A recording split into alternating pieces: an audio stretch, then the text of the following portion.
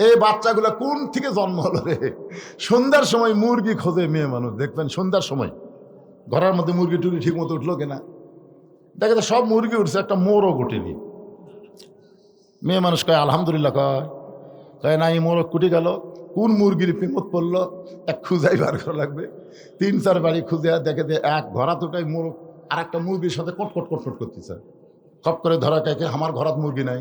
এই আমার ঘরের মুরগি বাদ দেয় তুই অন্য ঘরে ঢুকলি কেন? কি বুঝতেছেন? মুরগি সন্ধ্যার সময় খোঁজে, গরু ছাগল সন্ধ্যার সময় গোয়াল ঘরে উঠলো কিনা প্রত্যেকটা মরদ মানুষ কিন্তু দেখে কি দেখে না ভাইজান? তাহলে মুরগি দেখেন সন্ধ্যার সময়, গরু ছাগল দেখেন সন্ধ্যার সময়। এখন সন্ধ্যা পার হয়ে এসার নামাজ হয়ে আসতেছে, তো এই বাচ্চাগুলো কোন জায়গাতে আছে? আর বাপ মাকে খোঁজার দরকার নাই? এরা কি গরু মুরগির চাইতো দাম কম হলো নাকি? এর খোঁজে না কেন? এই জন্য রাসূল বলেছেন 7 বছর বয়স থেকে তালিম দাও, 10 বছর বয়স থেকে জোর করে মসজিদে নিয়ে যাও।